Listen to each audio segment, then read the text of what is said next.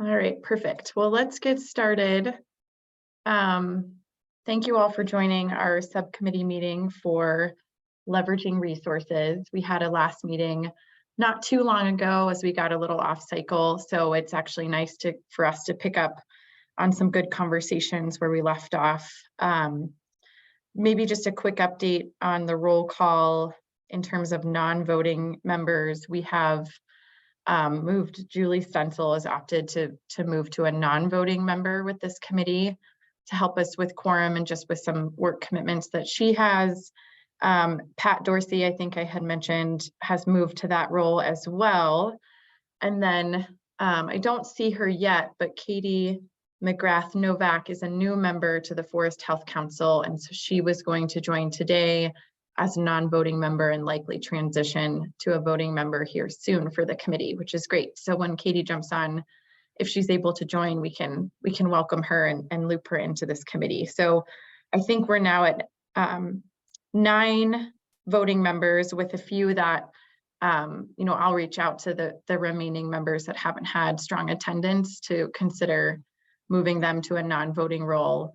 But it's a great segue to a first agenda item where we had a few minutes at the last meeting to talk about meeting frequency and date and some of our recommitment as a committee and some of the work we're going on. So I wanted to put that at the front of the agenda so we had some time to talk about it. But before we dive into reviewing the agenda, let's go ahead and accept the meeting minutes from January. So I'll pause and can entertain a motion from the group to accept the January meeting minutes. I'll make that motion to approve the minutes as written. Great, thanks. Thanks, Commissioner. And then I missed, did we have a second? Yes, I'll second. Perfect, thanks, Christina. Any discussion? All those in favor say aye. Aye. Any opposed? Nay. All right, the ayes have it, so we'll get that out of the way. So just a quick review of the agenda. We'll start, like I mentioned, with just discussing our committee recommitment, meeting frequency, and a date, whether there's another date and time that would work better for this group.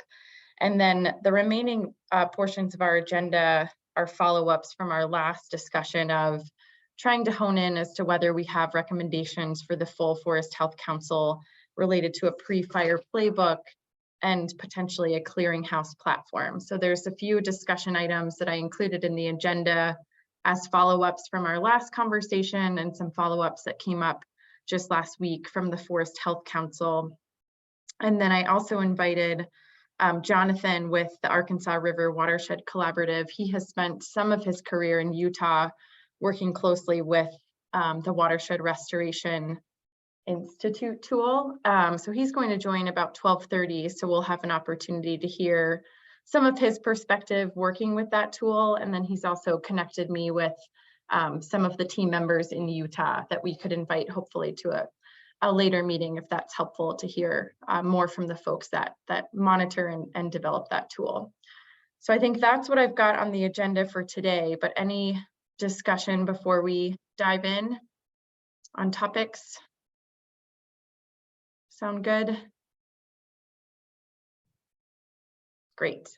So in terms of just our committee recommitment, we talked a bit last meeting, just with the last few minutes we had on seeing a need to continue these discussions. I know that it's an additional commitment on top of the Forest Health Council, and we do have a lot of members that are also on the subcommittee for legislation. So I think we've opted to continue going potentially at the same frequency of monthly and really see if we can shape up some of the recommendations for the full council and for the next Forest Health Council report.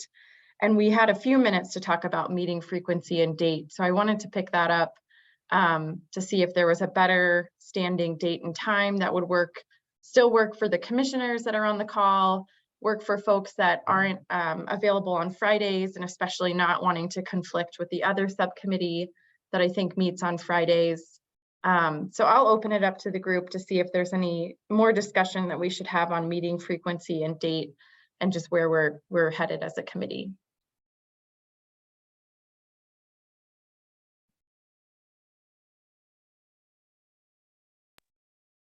I can be pretty flexible on date and frequency. Our commissioner meeting days are Wednesdays, so those are pretty much off the table for me. And yeah, would appreciate the avoiding Fridays. And then other than that, I'll just try to move my schedule around if something does conflict. And I support the monthly meetings because I do think we're tossing around some ideas that I'd like to see us, pick and choose or start to pursue along the lines of what we're supposed to be doing. Great.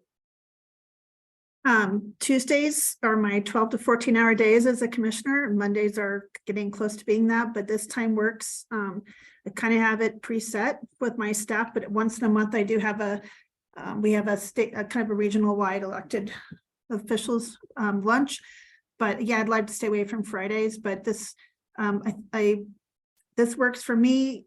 Tuesdays and sometimes Wednesdays would not be good. It just, for us, I think finding a time and getting it in the schedule and having it in so we can cut it in and have placeholders is kind of what is important for me. I can try to be flexible, but unfortunately, being a large county and being the chair this year, it's gonna be a little more, it kind of doesn't allow me as much flexibility. Thanks. Can we go to the second Monday of the month? I mean, because the first Monday is just jam-packed.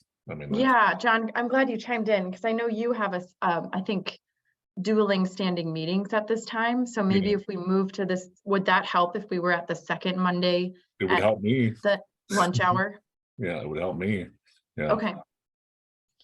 I think that seems like a great solution to help you, John, and seems like Mondays at noon seem to work best for everyone, knowing that, of course, there's always going to be conflicts that may pop up and be unavoidable. I'm seeing some good thumbs up and nodding, so we'll go with that. And then I did add here just a comment to hear from the group whether we think it would be helpful to have a charter for this subcommittee as well, given the discussion for the legislative subcommittee that I can see some clear differences as to why they needed some additional authority to keep up with the legislative session. But before we just, breezed past that, I wanted to just open it up to our subcommittee, whether a short charter would help maintain some focus for this group or provide some clarification as to our purpose and role. So again, I'll pause and would love to hear any feedback from folks. I don't think we need a charter. I like the idea of brainstorming and working towards longer term than sort of what the legislative committee is doing.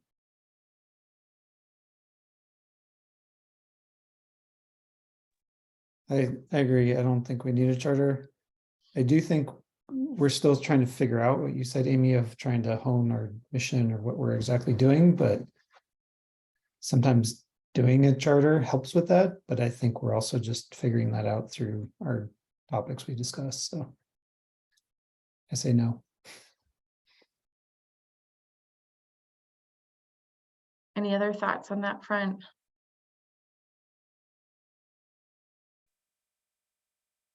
My perspective was also no at this point, just given some of the focus we've had as a group on a few topics, and I'd rather keep our focus there than have to backtrack or add some work on all of our busy plates right now to try and create a charter. But I just wanted to make sure I gathered some feedback before we moved on without that discussion. Commissioner Shattuck McNally, do you have any thoughts, just given the need for the legislative committee's charter, and any thoughts from your end? I would just say, kind of what is the intent? What is the need? And maybe you don't know. We had a specific need or conversation that was needed. So I guess that would be my question is, what was the intent or the need that it's addressing. Yeah, I would say, I think it would help us to have some kind of mission statement or something like, what is our need?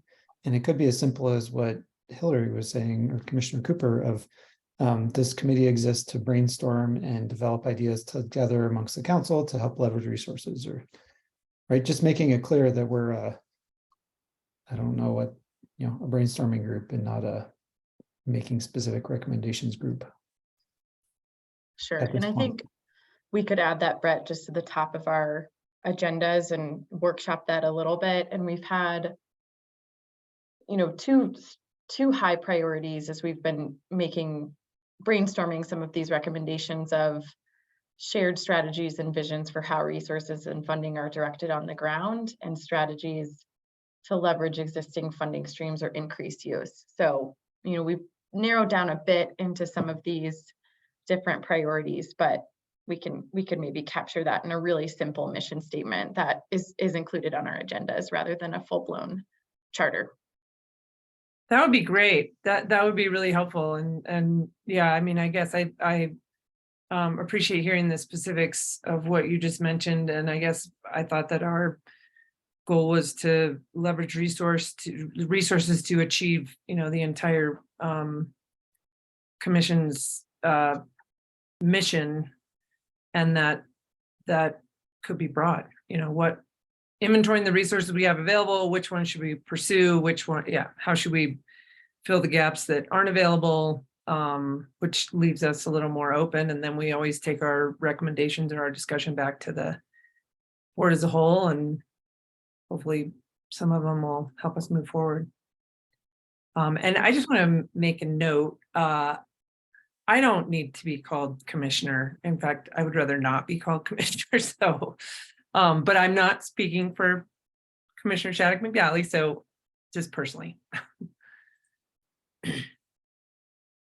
Yeah, totally understand and noted. And I think what we can do is add the mission, draft mission statement to the top of our agendas with some of those framing pieces, talk about that at the next time. And that will give us enough of a general direction and consensus rather than a charter. And then I will move the invites to the second Monday of each month at noon, and we'll go from there. Great. Well, thank you. I appreciate just having that discussion.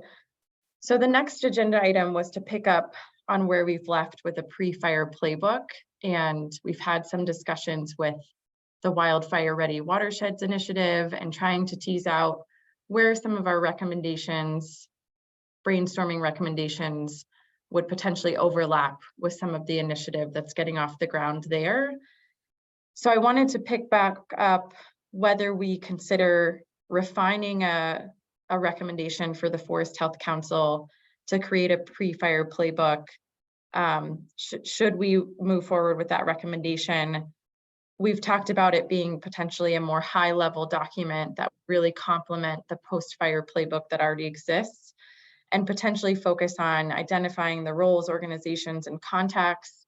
And also, one of the pieces that we have identified as a good brainstorming recommendation from this group that might not be covered by the Wildfire Ready Watershed Initiative is a framework to determine capacity gaps or to identify collaborative stages of readiness to link communities to the most appropriate funding source that makes sense for them. So if you're at square one, here's a great avenue to start.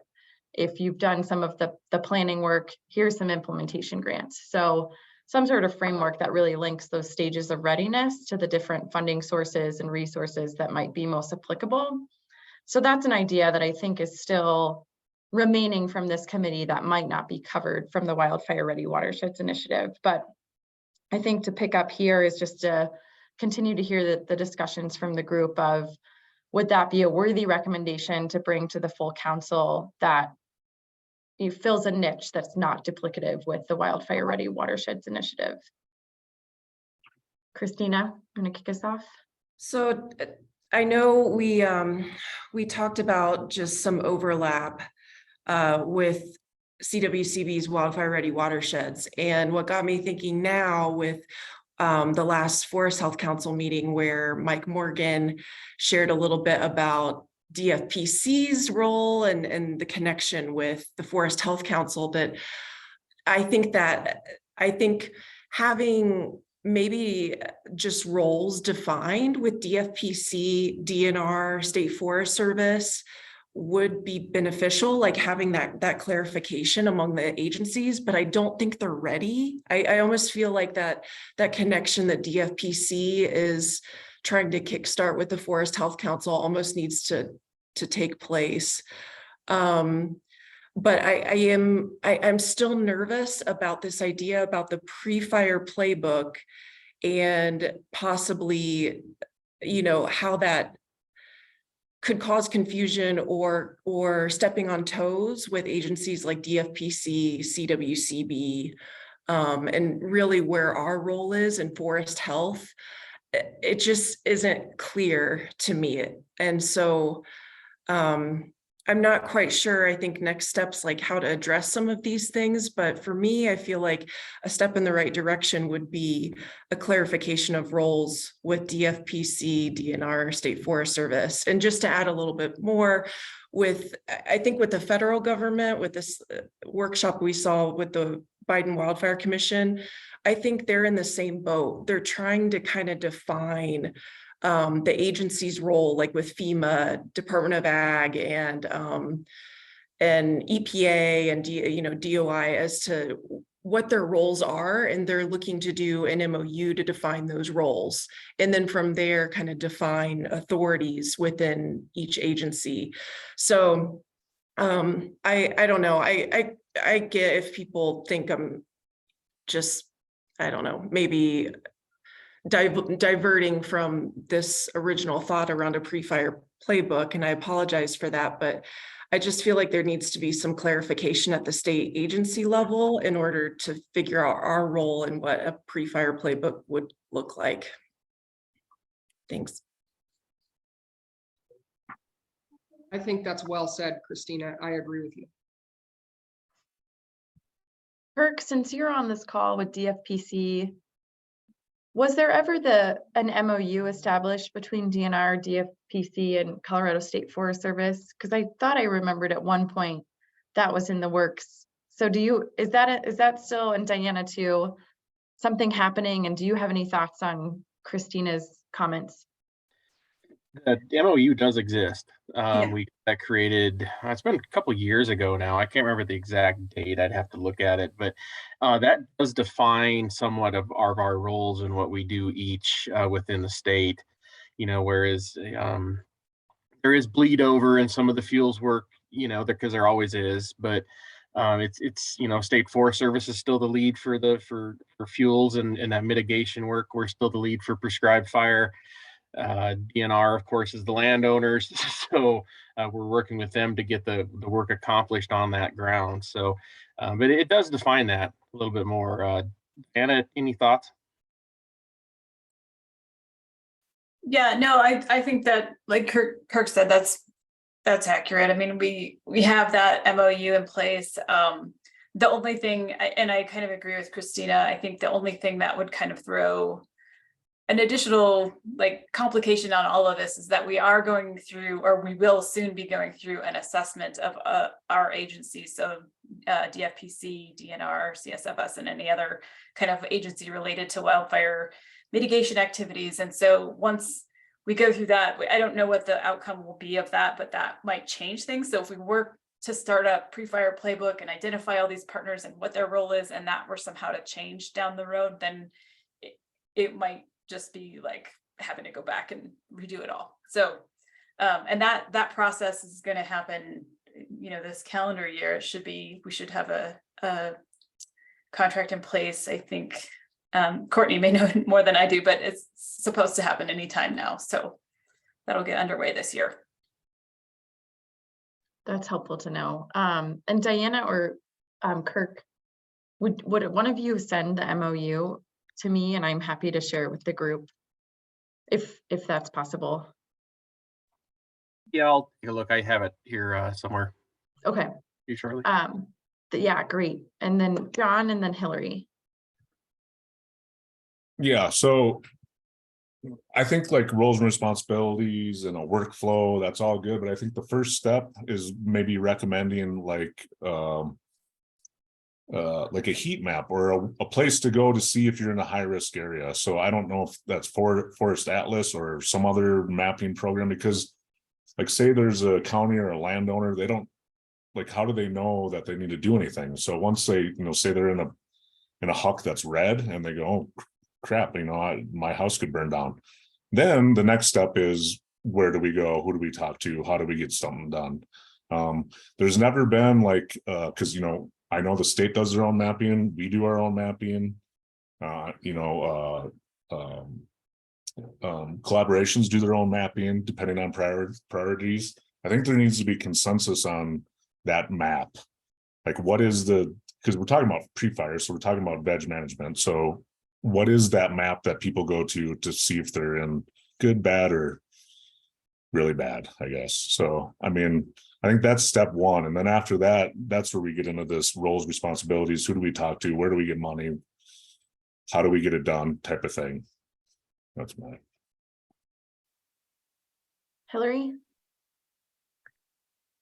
Thanks, John, great point. And the state is most likely at the recommendation of the Wildfire Matters Committee going to be running a bill to establish a board, to establish a WUI code, basically a minimum building code, and it's going to be based on the level of risk. So there'll be different minimum standards for each level of risk. This isn't law yet, so this is sort of where the conversation is going. And I think our DNR staff would be able to fill us in more, or correct me if I'm speaking correctly. But so I believe, and that's one of the big questions that we have as counties is, how are you going to create that risk map? Who's going to create the risk map? I'm not sure that's exactly been resolved yet, but those conversations are in progress, so we could find that out. And then in reference to the MOU, I haven't seen that MOU, so it might be helpful to see it on wildfire mitigation. It feels to me like our role in that, because we are the Forest Health Council, is to ensure that there is a forest health overlap, so an ecological process or set of considerations in that MOU or in all the projects that are contemplated. And sorry to beat a dead horse on this, but I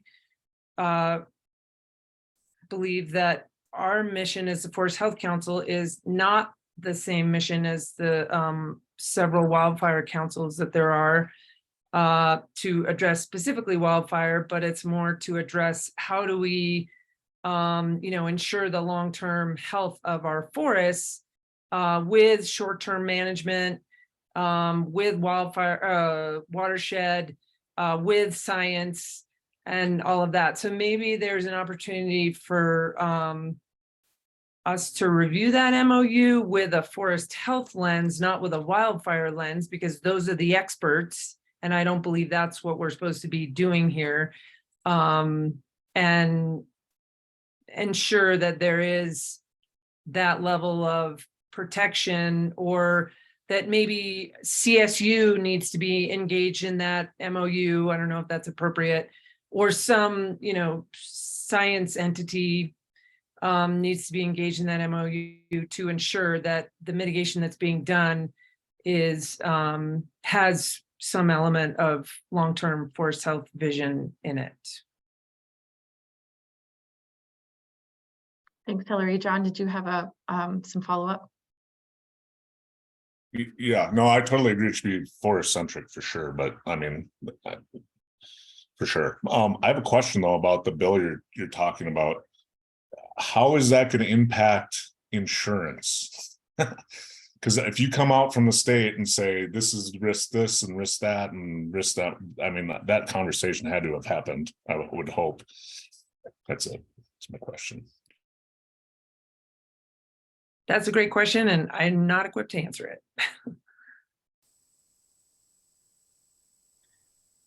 So the current state MOU is really more for prescribed fire stuff. Looking at it, it's very prescribed fire centric. We needed something to get everything together for that, just because we were doing a lot of prescribed fire work on the lands. As far as like an overarching MOU, I honestly don't know more about that, like a more generalized one, I guess. The one that I put together is definitely more centric to prescribed fire. So. Yeah, thanks, Kirk. That's a good point. And I did just send around the MOU, so it's all in your inboxes to take a look at. And I'm wondering, Diana, if you could talk us through a little bit more what of the RFP that's out there for the calendar year work to lay the foundation for roles and responsibilities, because again, it might warrant, like Christina said at the outset, of letting that process take place. Yeah, that's the bill that passed, was it 258 a couple of years ago? So that identified that, hey, there's a lot of overlapping projects, programs between these various different state agencies. We should evaluate that and determine, are we structured best to meet all those needs? And so that's what that whole process is about. And like I said, we don't have that contract in place yet, but there's been kind of representatives from the three kind of key entities, DNR, DFPC, and the Colorado State Forest Service, that are, put together that RFA and put that out. And so Courtney maybe can answer like what that looks like if there's any more details on that. But yeah, that's kind of where that is. And I don't know when that contract will be in place and when that effort will start. Yeah, I can give an update on the timeline. I know that a consultant has been selected to run the assessment, and that there's even like a preliminary meeting this Friday to start talking about how the assessment will move forward. And so, like Diana said, I think it is this calendar year, and there's also going to be consultation, throughout the agencies and perhaps outside of the agencies. So I can just put a flag in it for DNR to say, if it's appropriate, people from the Forest Health Council would be interested in like being interviewed or something, because they're going to be interviewing a lot of people to get feedback on how forest health or wildfire work is working in the state. And so I can just make a note that people will hear that, the leadership will know that you're interested in providing feedback.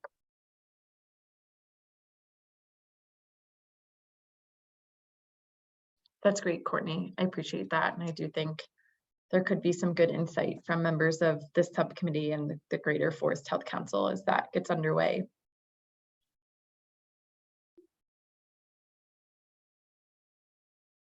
Any other thoughts, discussions on pre-fire playbook? It sounds like we're leaning towards keeping that recommendation on the back burner a bit as some of these roles and responsibility conversations move forward, and potentially playing some sort of, informational role as DNR kicks off this assessment process to look at roles and responsibilities more broadly across agencies.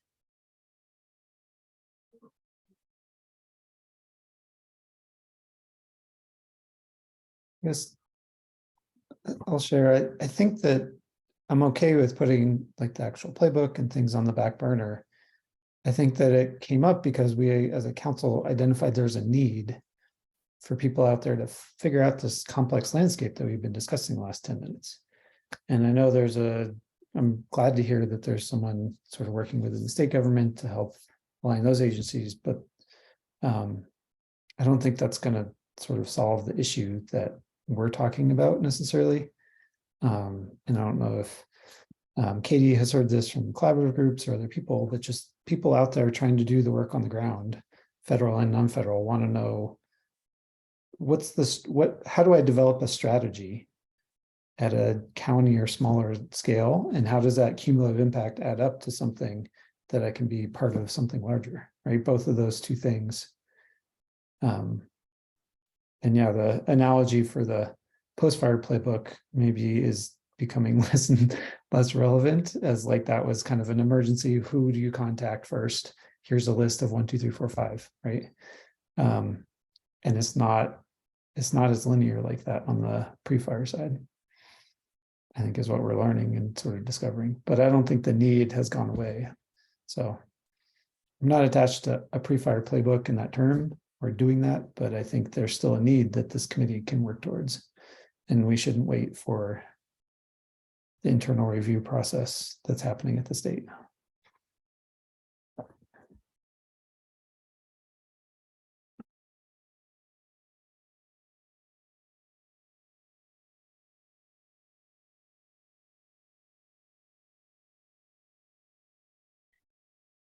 Any other thoughts on Brett's comments? You know, I guess the question, Brett, would be, you know, how would we shape this for a recommendation to the full council of, you know, we would want DNR to start laying the foundation or start creating a pre-fire playbook that lays out, you know, some of these early stage steps, because you know, I agree there, it seems like there's still potentially a path forward while not complicating or overstepping or creating a need to have to revamp a playbook once, you know, this assessment's complete or a bigger MOU is established. Yeah, I don't know, the other bullet in your agenda was, you know, a framework to determine capacity gaps or sort of stages of how do you build capacity to engage with whatever agency or organization is appropriate in your area, or with a realignment or that kind of stuff. So something that's maybe helpful, but a little more broad, that like identifies the lead forestry agency for the main landowner in your area that you're planning with. But maybe that's a better direction rather than thinking of, again, the analogy to the post-fire playbook. Yeah, I agree with Brett. And even if we start simple, you know, here's some resources. We could pull in all of Katie's knowledge. Here's collaboratives. You know, here's a link to how to start a collaborative if you need one. Here's the existing Forest Health Atlas. You know, here's links to existing resources that will help you think about forest health in your region, that will help you think about wildfire mitigation in your region. And then we can start simple, you know, and then it can be developed as the agencies go through their assessment and hopefully gain more resources as legislation comes on board, as additional funding comes on board, links to all the existing funding. Then, you know, I think it will start as a valuable tool and grow to be an even more valuable tool as we can add resources as we go. So I agree. Let's not wait for the state agencies to work it out. Let's just start by helping DNR create an outline.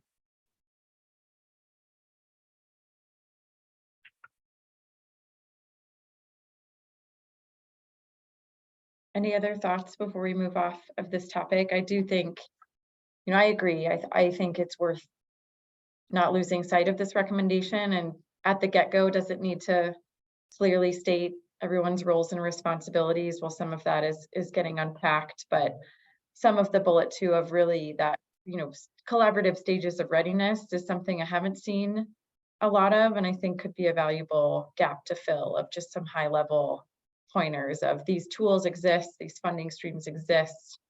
Here's a starting place to start laying the groundwork for your community.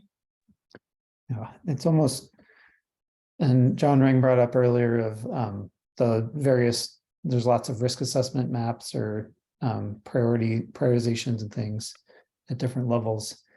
It's almost like a framework for how to navigate that, rather than bringing them all together and saying everyone should look at this one. I think that's, and I don't know that John was suggesting this, I don't want to suggest you were, but right, each agency, each area is going to have their own priorities, and that's always going to happen, and that's fine, and we should embrace that. It's for helping people acknowledge, like, how does my priorities fit in with your priorities and match with the science and the risk? That's what people are struggling with, is overload on risk assessment maps, not underwhelmed by the amount that are out there. So I don't know, that's something I spend a lot of time thinking about and helping people with at different levels too. And I haven't, I think this is a good group that I appreciate being able to brainstorm and work with on like, how do we bring it together across the whole state? If I had a great answer, I would share it, but still working on that. So I think, great comment, Brett. I think it can be, at least initially, can be very simple. I mean, like, I just wrote down some notes while I was thinking about this, and it's like, how do I know if I should have to worry about wildfire? Where do I go to get that information? What website, what map, whatever, who do I contact? County, municipality, state, fed, who do I contact? What treatment do I do? Like, what's the next, what's the proper treatment for my area, my whatever? Where do I get the money? That's, the next, who do I talk to? What are the contacts? Where do I go? And then, implementation, who are contractors? Who can I contact to get this stuff done? Who can I have the state do it? Can I hire an independent contractor, whatever? And then monitoring or follow-up. I mean, that's, I feel like something like that is the simplest, at least first step. And then we can start figuring out, under each of those things, what we need to get those answers. But I mean, just something like as simple as that, bringing to the council saying like, if you were new to Colorado and you bought 40 acres in the middle of the mountains in a forest, how would you go about fireproofing your house? I mean, that's kind of like the concept I kind of think about. How do we figure that out? So that's, I think we can start off simple and then build on it, which is kind of what Brett was saying. So Thanks, John. And maybe just to close out this topic and move to some of our mapping tools and clearinghouse platform discussion. I'm wondering, Brett, if I could put you on the spot to maybe come up with like a high level outline to get us started for the next meeting, just as a starting point for how we would refine this just a bit more before we brought it to the Forest Health Council for discussion.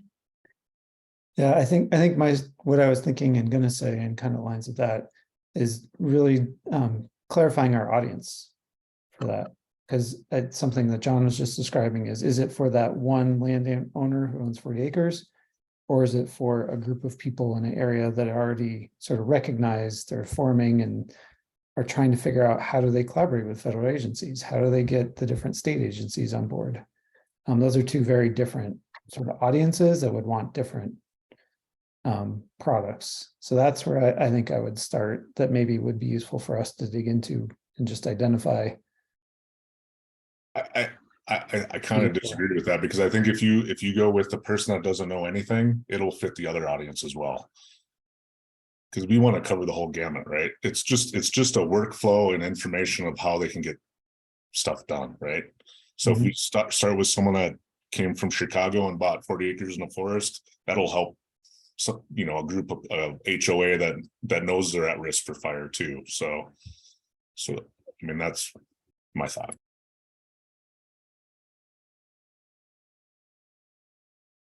My thought is just don't come to Colorado and buy 40 acres in the middle of a forest, please. Because then it's on the counties to take care of you. But I'm just going to throw my thought out there again. And so I don't mean to, open up this conversation wider. I support you moving on. But is this a pre-fire playbook, or is this could this be a wildfire mitigation and forest health playbook? Because we are the Forest Health Committee and there are additional resources for forest health, not just fire. And there's a lot of resources for fire, and that's the task of other committees. So we'd have to pull probably all them in, so we're not stepping on toes. Should we really continue to think about our role as forest health and incorporating that in here?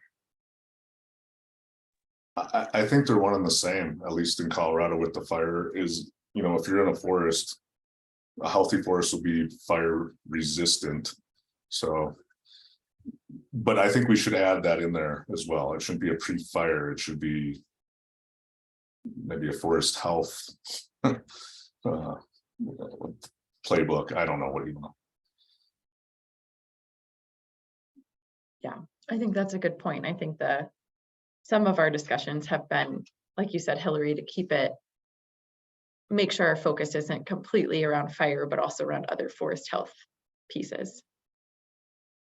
So Brett, are you willing to take on some homework and maybe tee up some outlines, audience questions, some of those pieces for the next meeting, if you're willing to take it on? Yep, I'll do it. I think, yeah.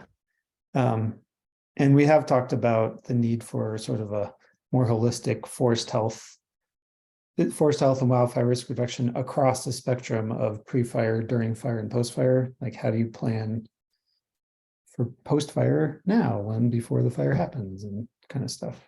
So yeah, I'll connect with you, Amy, and get the notes and see how we can tee up a more focused conversation next time. Yeah, that would be great. I appreciate the help. So next we're going to move on to somewhat of a companion recommendation of, as part of these pre-fire playbook discussions, we've really honed in on a tool that Utah uses to help track outcomes, help track accomplishments, and provide some spatial representation of all of the landscape level work that's happening across the state, and noting that that could be a great way that we could better leverage resources, better leverage landscape level planning to capture whether it's state and federal money together and be a little bit more cohesive. So we've been eyeing this Utah tool as a potential example and trying to think of whether this would be a useful recommendation for Colorado. So some of the discussion pieces that we can see how far we get with the time we have left of whether there's an opportunity to integrate a tool within the Forest Atlas. Also discussion of how the tool might also track prescribed fire suppression and combine with any tracking conversations that the Wildfire Commission is also having. But before we dive into some of those specific questions, I wanted to thank Jonathan. And Jonathan, can you pronounce your last name before I completely get it wrong? Of course, Jonathan Packley, everybody. Hello. Perfect. Thank you so much for joining, Jonathan. Jonathan's the executive director of the Arkansas River Watershed Collaborative and had joined the Forest Health Council meeting and had picked up on some of our updates and looking at Utah's tool, and has spent some of your career in Utah working with it. So I really appreciate you flagging some of your history with Utah and being willing just to talk with our subcommittee a bit about your history with Utah's WRI tool, how you found it effective, any thoughts that you might have as we think about exploring a recommendation for a similar outcomes tracking tool to help us better leverage resources, which is the committee that we're focused on. So Jonathan, it's a pretty broad pitch to you, but I'd love if you would just share any of your high level thoughts or things we should consider as a subcommittee. Sure. Yeah, I guess my basic knowledge of Utah's Watershed Restoration Initiative has been kind of on both sides. We received money for forestry and wildlife and invasive species. Anything watershed related is applicable to that.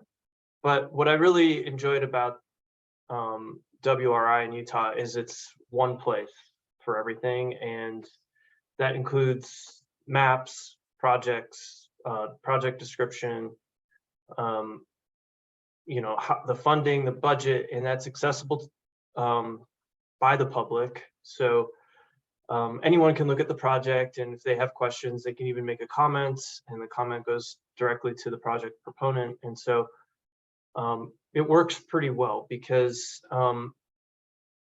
and I guess one other thing I do want to talk about, I know it's a little less relevant to what Amy brought up, but it also, for the people that are applying, the invoicing is very straightforward, and they offer a percentage in advance too, as soon as you get your award.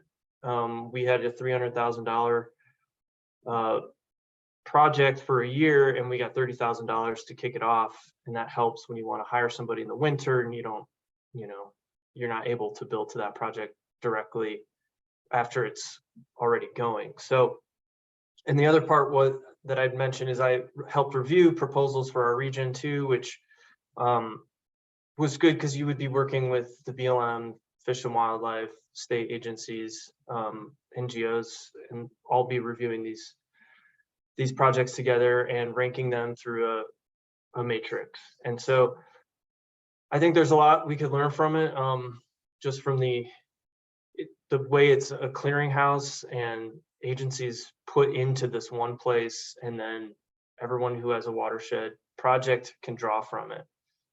If you have a good project, and it's open to the public, and I think it's very accountable. So I enjoyed working under it, and obviously Tyler Thompson, he already wrote us back this morning, and he'd be willing to give a talk on that. He's the guy with, you could ask real questions beyond me, because he's been running it for what, 6 or 8 years. But I think there are a few lessons we could learn from this program. John, do you have a question? I kind of have more of a point. So when you brought up this topic, Amy, you were talking about a tool to show our work. Now, the WRI is more than a tool. It's a financial pathway for multiple agencies to pay for vegetation treatment. So it's not just the tool to show the work. It's also the pathway for the whole state, including federal, nonprofit, state entities to funnel that money to good projects. So I think we're talking about a little bit more than just a tool, I guess. That's my point. Thanks, Jonathan. Yeah, thanks, John. That's good clarification. Yeah, it's a one-stop shop. So I guess just to finish my point, we have some really great partners, CWCB and DNR, and we're really grateful for the funding and opportunities that we've had. But for a small organization, we have like multiple places that we go and different invoicing pathways, and it can get tight. And sometimes when you have a large invoice with a contractor, it's hard because you have to wait weeks for that reimbursement. And so if there's a way to consolidate some of these state programs here in Colorado, it would benefit groups like mine for sure.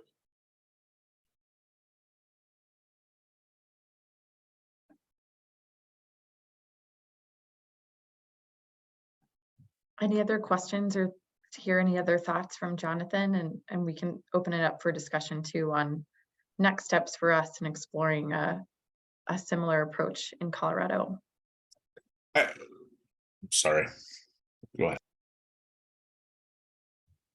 Christina, go ahead and kick it off, and then John, feel free to jump in. So I'm just curious with the mapping tool showing all the projects, did they do that retroactive, or was it moving forward? Like, were they able to collect 20 years, back in the past? That's a really good question.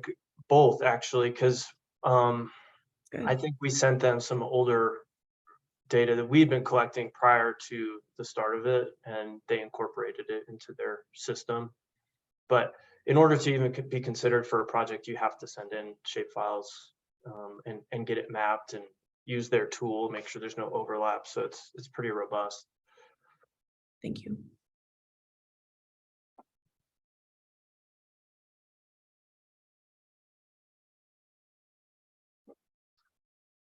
John, did you want to jump back in?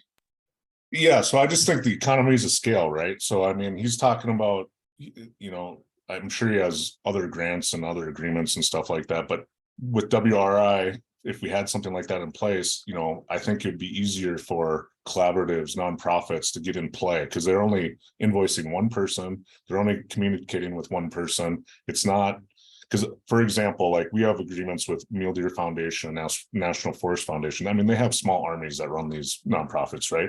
I mean, they got 43 agreements with the Forest Service, and I don't know how many with us. And then, they're invoicing and keeping track of money and all this. I mean, it gets really crazy. I mean, if we had a clearinghouse where these smaller entities could hop on board and then make it easy for them to do so, you would get more players involved, I believe. I mean, that's just my thought.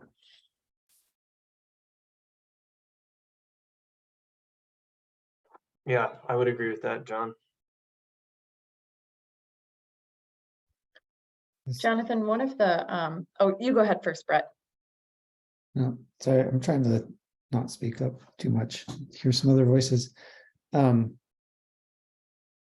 guess this seemed the grant funding and consolidating that seems like a good issue for this internal review of the state programs, and maybe something we could recommend, but might hopefully come up in that review. And I think, Jonathan, you missed this. We talked about in the first half hour that there's a review of DFPC, State Forest Service, and DNR, and their different involvement in forestry and wildfire and overlap.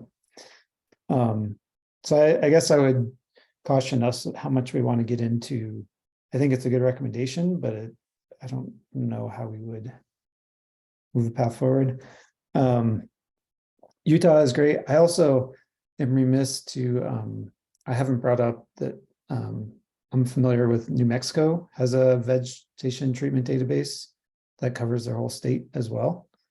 And is kind of comprehensive, all lands. Was just looking at it, has treatments back to the 60s, you know, historical all the way to current day. So there's other kind of models out there too. The New Mexico one, though, is not linked to any funding or anything like that, like Utah's. It's just a map of where vegetation management has happened. So that map is vegetation treatment database. It's actually compiled and managed by the sister institute to Colorado Forest Restoration Institute. The New Mexico Watershed and Forest Restoration Institute is their name. So it's used in a very different way than Utah, but I think is another potential example since we don't have that funding mechanism like Utah does.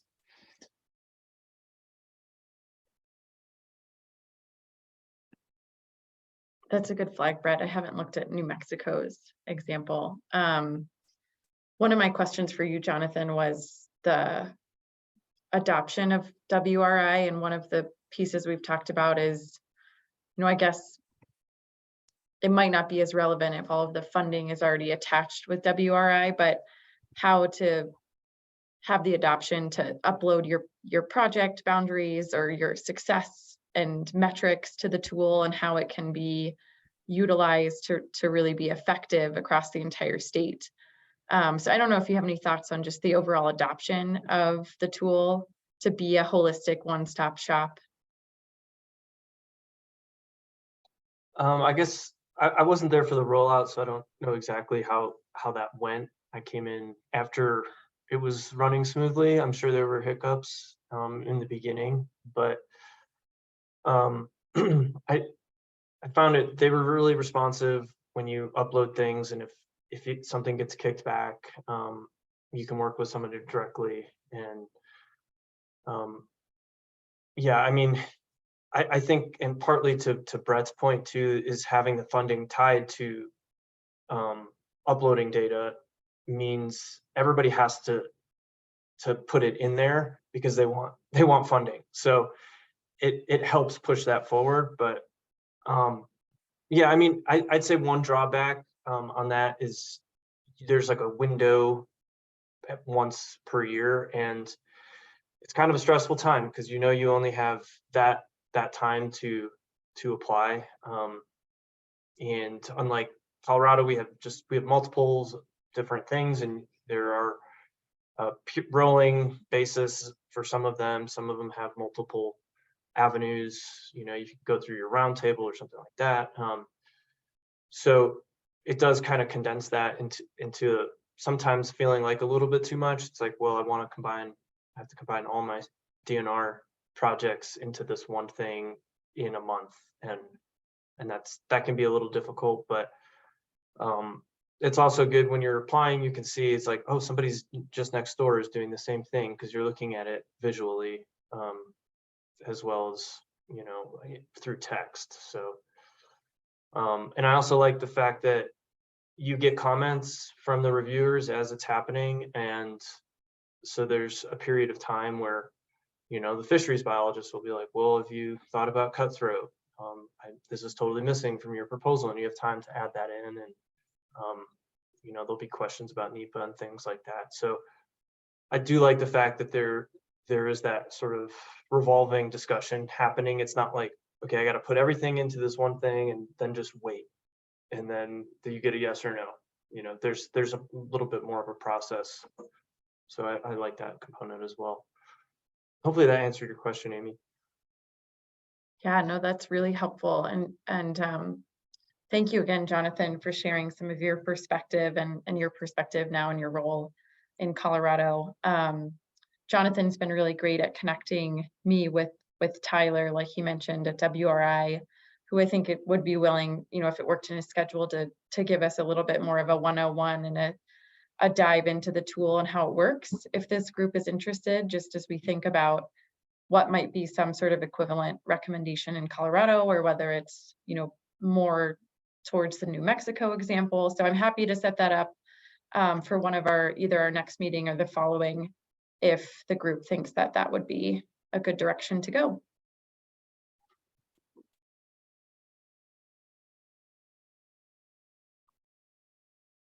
And if anybody has any questions, I'll put my email in the chat as well. Awesome.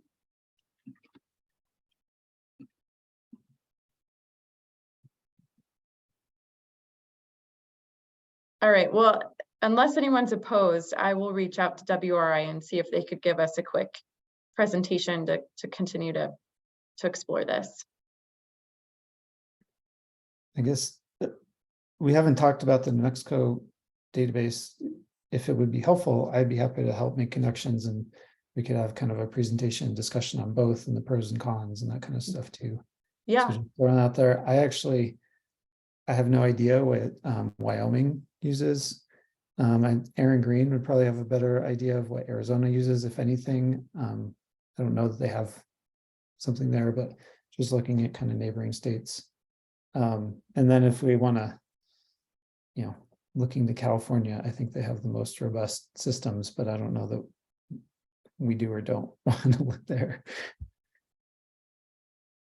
That's a good, I think that's a good setup, Brett, and maybe we can work together on connections and spend the next meeting more on the outline for the pre-fire playbook, and have a good meeting of some different presentations of other state examples in April.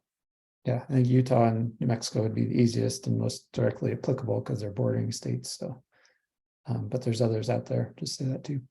Yeah, that's a great point and a good idea. So we will scoot our next meeting to the second Monday of March. So that'll be March 13th at noon, and I will update that invite. And thanks again to everyone from the committee for your commitment and joining, and really good discussion. And I think we've got some good next pieces to talk about over the next couple months. And thanks again, Jonathan, for joining. And thanks, Katie, for joining too. We're really excited to have you. And I hope everyone has a great rest of your week.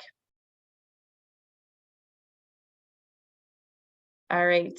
Thanks, everyone. Thank you.